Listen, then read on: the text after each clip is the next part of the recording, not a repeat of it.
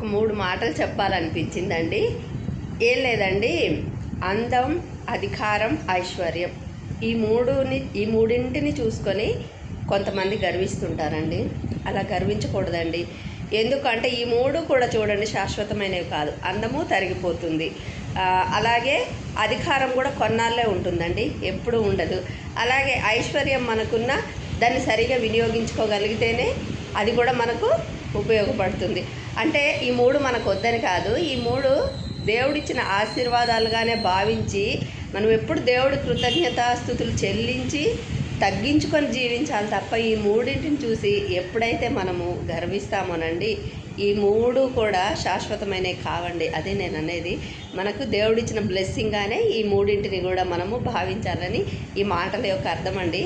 మీకు నచ్చినాయని నేను అనుకుంటున్నాను. ఓకేనా అండి? Thank you.